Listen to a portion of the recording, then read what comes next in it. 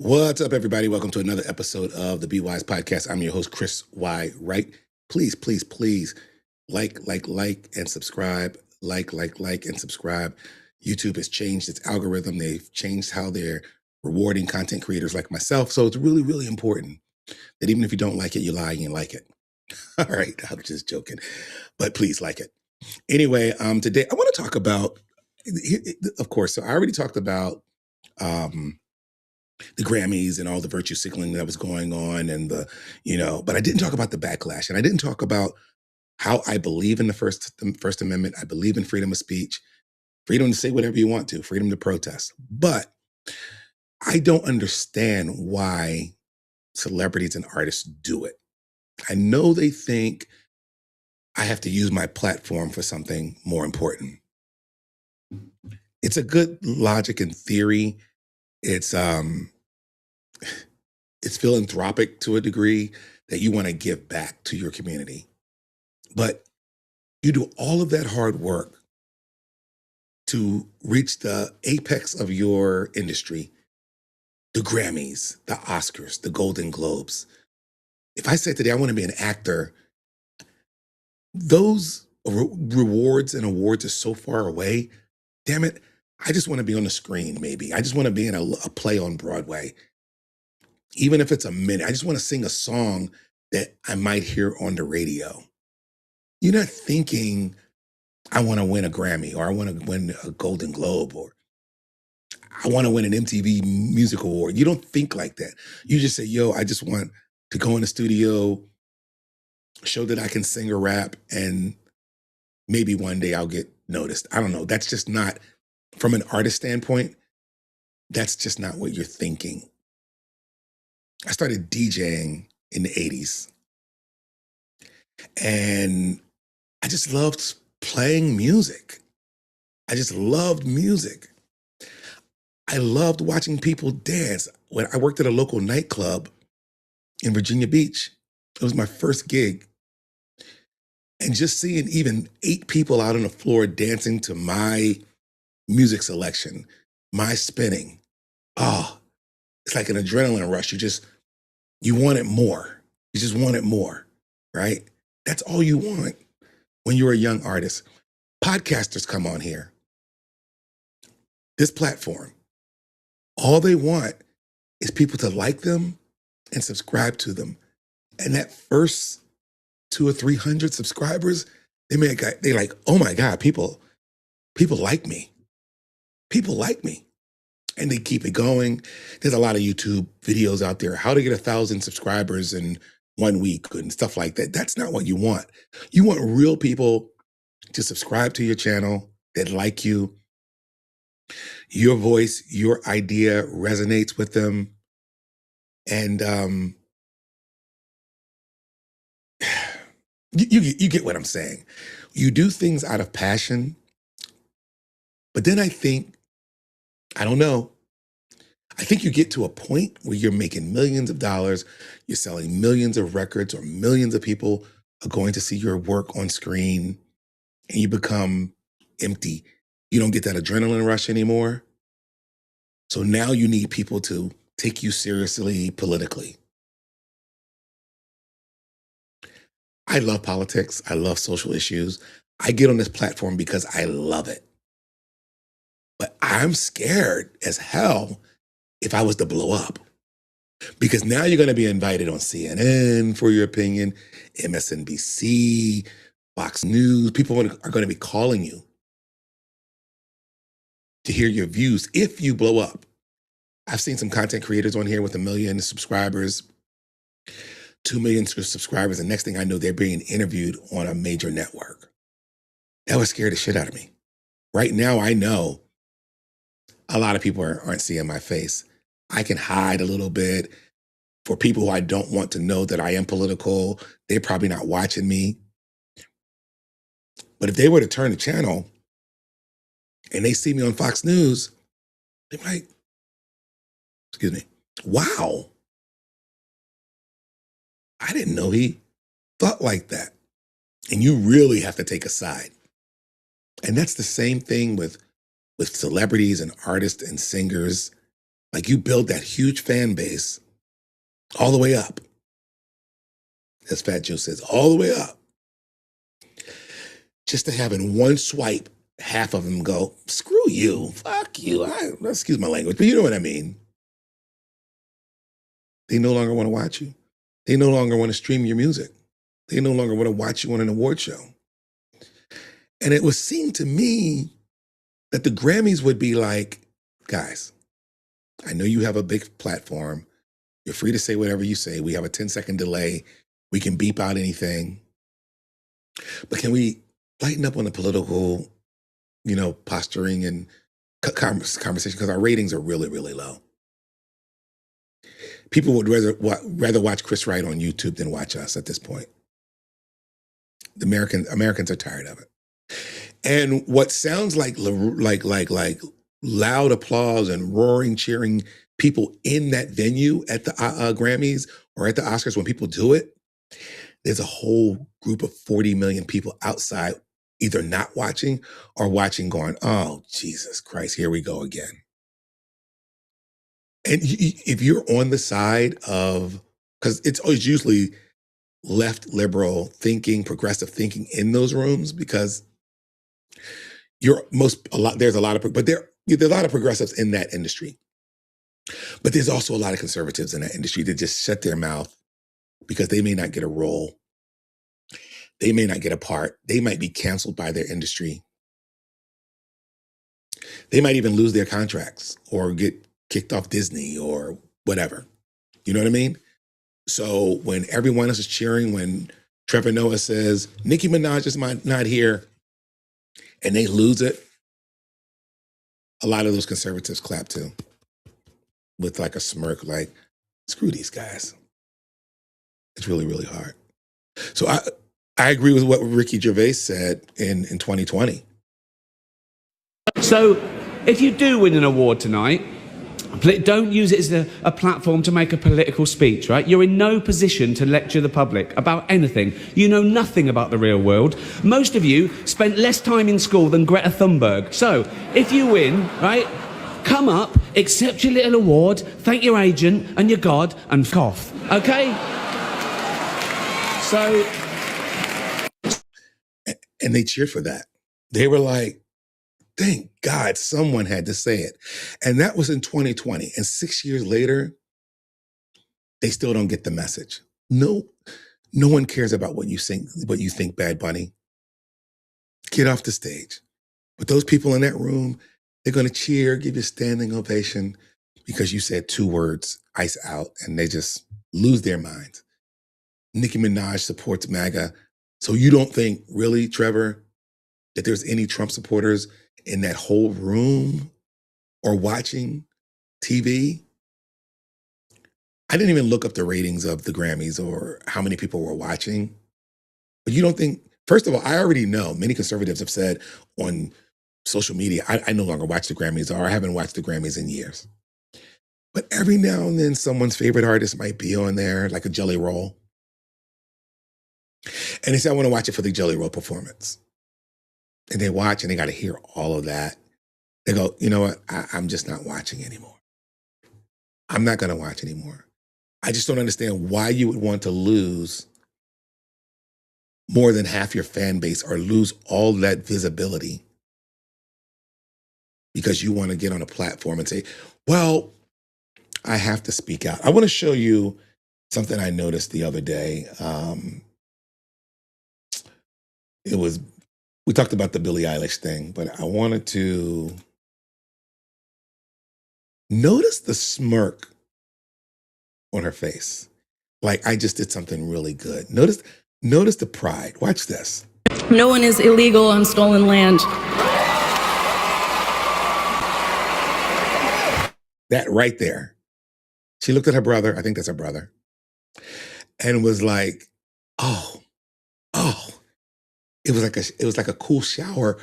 Like I was afraid to say it and I said it and they cheered. Oh, that worked out. That worked out. Watch it again. Watch the smirk. No one is illegal on stolen land. That right there. What is that? Just goes to show she doesn't really mean it. Like, maybe she means it, but first of all, it's a stupid sentence. I don't know if you heard it somewhere else, but she said it and she goes, oh my God, that worked out. It's like a comedian trying a joke in Madison Square Garden. And he's like, this worked in the bar, but I don't know if this is going to work at the Garden. And he says it and he gets a rounding roar of laughter. It worked, thank God. Or it could have fallen flat. What if she had said that and everybody just went, she would have thought that didn't go off too well. Then here's the rest, you know.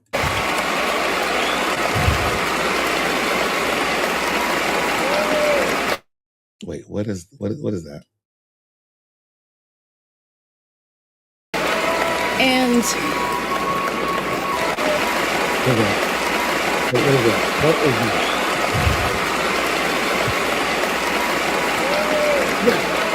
and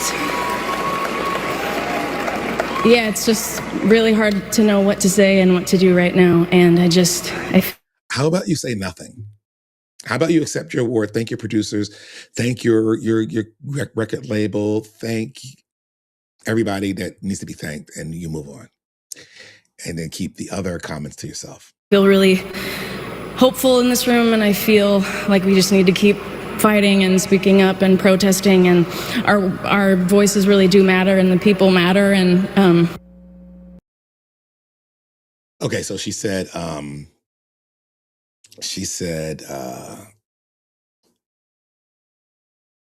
ice F off. I say sorry. Oh, yeah.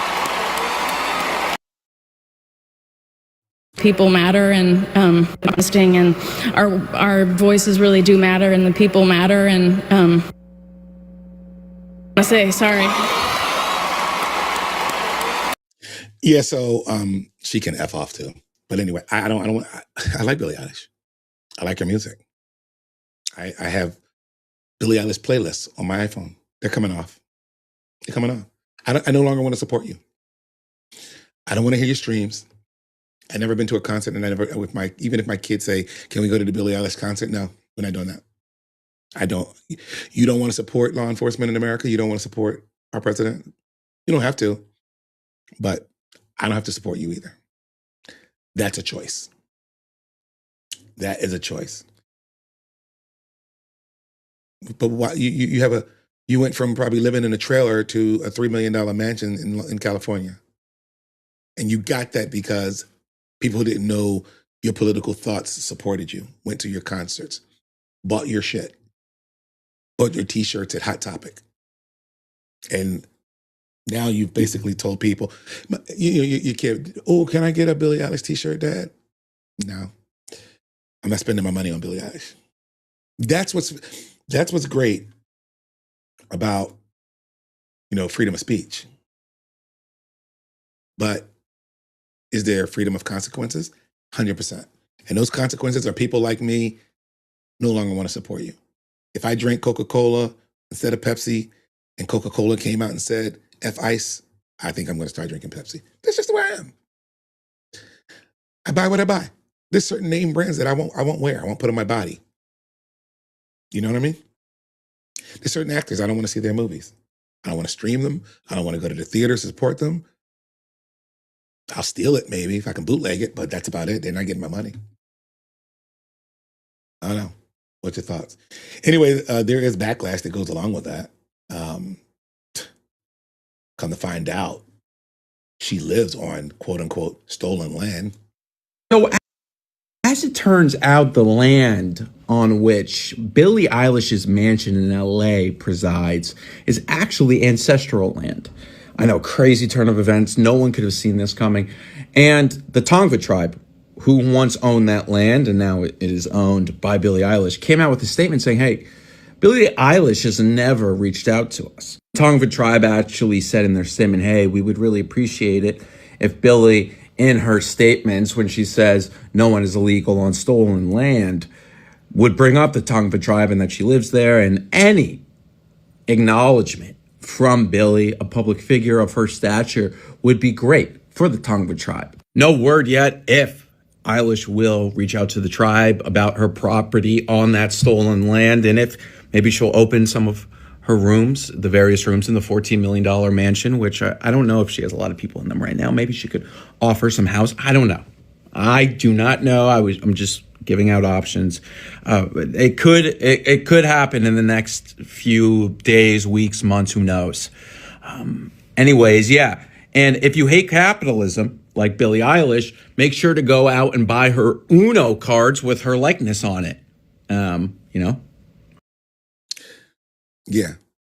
And she's going to continue to get that backlash because people are going to start saying, wait a minute, you're up on that stage, waxing poetic about the evils of the United States. But wait a minute, you got some dirty laundry too. You know what I mean? And we're going to find it and we're going to talk about it. It's amazing. No one is illegal on stolen land. How many of those celebrities do you think live in gated communities with walls and high security on a multi-million-dollar property? And do you think that if someone trespassed onto that multi-million-dollar property, do you think they just wouldn't call the cops because nobody is illegal on stolen land? No, they would call the cops because people understand borders real quick when it comes to their own homes. These celebrities don't have to worry about increased rent prices from allowing millions of people to come here legally because these people, again, live on multi-million-dollar properties in gated communities. These people are not like you. They don't have to worry about their kids' public school becoming overcrowded because their kids go to private school. They don't have to worry about their insurance rates going up from the countless undocumented immigrants who are uninsured and still have emergencies that someone has to pay for. They don't have to worry about their physical safety being endangered by criminal illegal immigrants who should not be here because these celebrities have security details. They have to worry about selling music, and the easiest way to do that is to just toe the line and shut up. Toe the line and shut up. That's all you got to do. No one's, you're just not that important. You're just not that important. And the backlash will continue. And the great part about the internet, it's forever. It's so forever.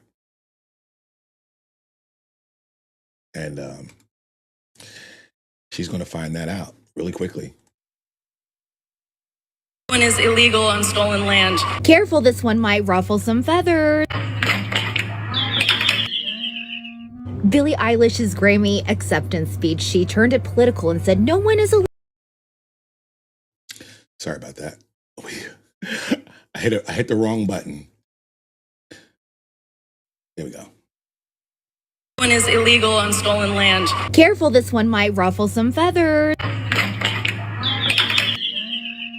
Billie Eilish's Grammy acceptance speech, she turned it political and said, no one is illegal on stolen land, as her $14 million mansion stands across stolen ancestral land from the Tonga tribe. No, she didn't steal the land, but she sure as heck did build her freaking home on it. She's totally the pot calling the kettle black. She's totally a hypocrite. And she's like every other white person that walked into this country and pushed Native Americans off of their land. The Tongva tribe are one of the first indigenous people to live in the Los Angeles Basin and the southern Channel Islands of California, stretching 4,000 miles. And they have been there for thousands of years. Billie's facing backlash for what she said. Now, media reached out to the Tongva tribe and they said, we appreciate the opportunity to provide clarity regarding the recent comments made by Billie. As the first people of the greater Los Angeles Basin, we do understand that her home is situated in our ancestral land, that she has not contacted our tribe directly regarding her property. So people are like, when is Billie going to give back the land that was stolen from the Tongva tribe? And I'm sorry, it's her $3 million home, not a $14 million home, but whatever. I wonder if she knows that her home sits on, what was once their land. And if she plans on moving or maybe relinquishing her land back to the Tongva tribe. Now that would be something, wouldn't it? But alas, they're not going to do that. They just run their mouth like they know everything. Anyway, I still like her songs, but let me know what you think. See, that last part is what I'm talking about. I still like her songs, but we'll see. But how are you going to feel the next time you go to stream or download a Billie Eilish song? You're going to be like, no, I'm not, I can't do it. You're going to say, I just can't do it. You basically alienate a segment of your fan base. And that's unfortunate. Very unfortunate.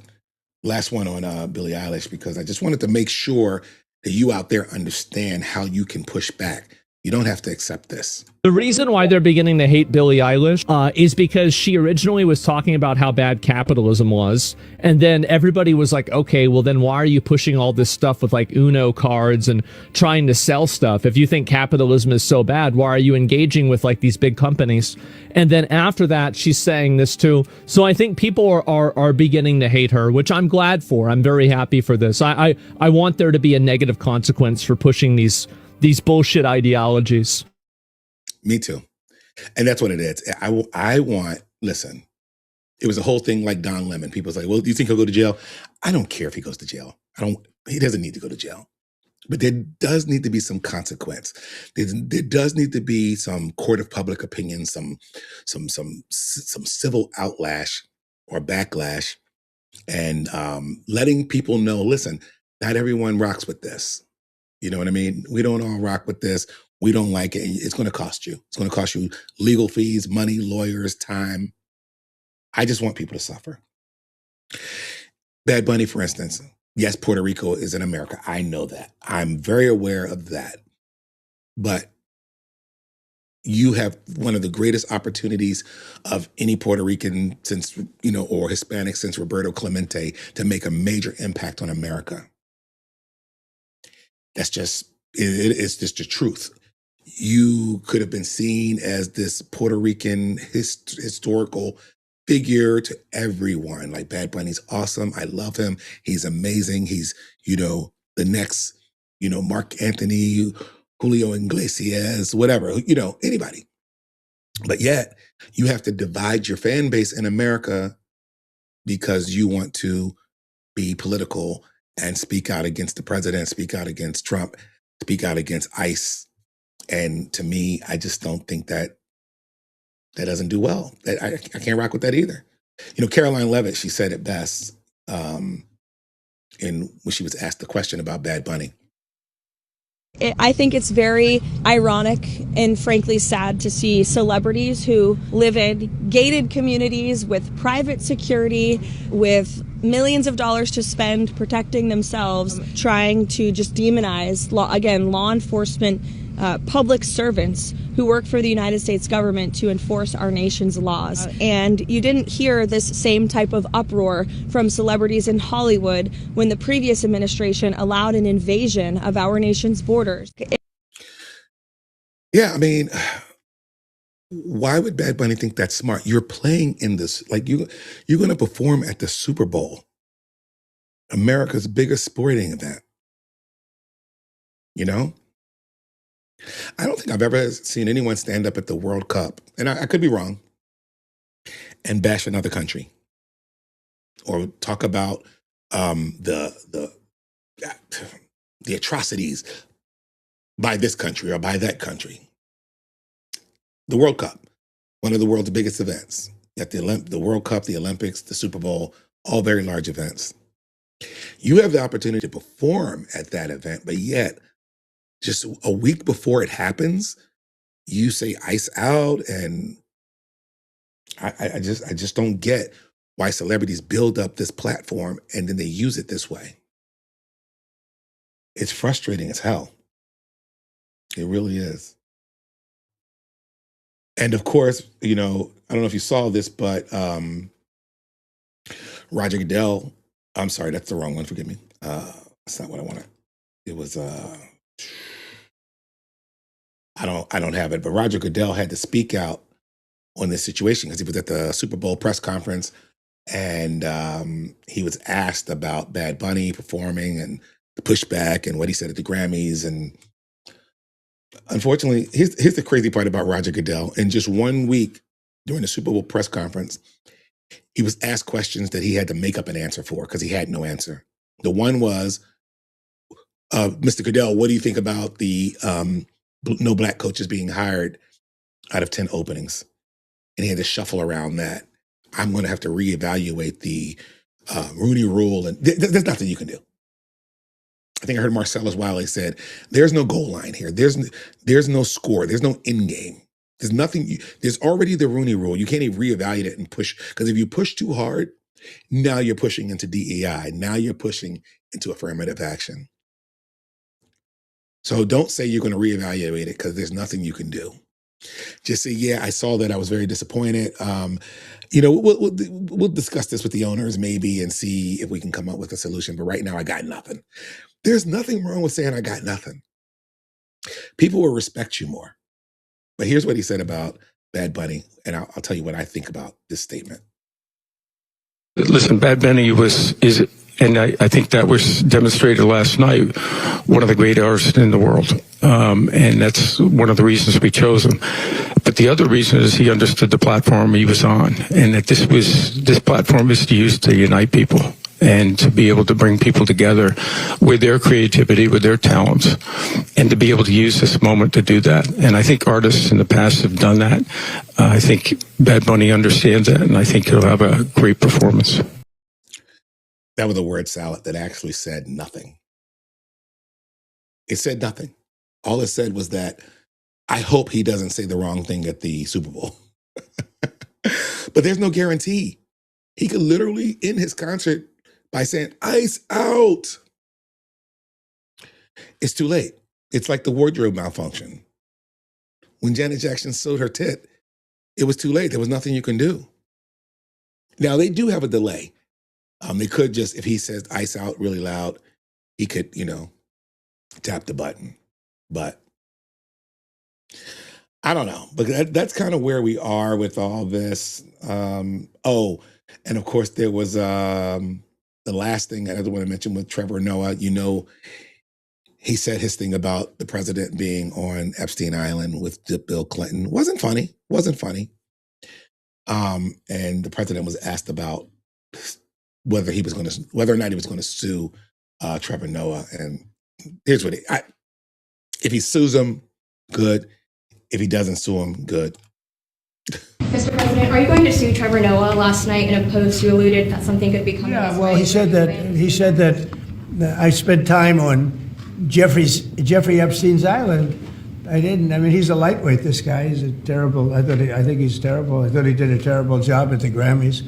I thought the whole Grammys was terrible. I watched part of it. It's not watchable. But he was a lousy host. I'd say not as bad as Jimmy Kimmel, but pretty close. Yeah, so who knows what that's going to come at. I mean, you really want to waste time suing Trevor Noah? I don't know. So look, just make sure you like and subscribe, please. And my whole point is, yes, you have freedom of speech. You have a very huge platform. Let's use it for good. Let's use it to unite people. I thought Jelly Roll rocked it with his speech. Of course, because I'm a Christian, so he was on the side of Jesus and Christians. But the whole, protesting of ICE on your platform and being anti-Trump and giving Nicki Minaj shit for doing absolutely nothing but supporting something, speaking her mind. That's just, I don't know. That's just crazy to me. Other than that, ladies and gentlemen, I'll be back again on another day. I wish you all well. God bless. Take it easy.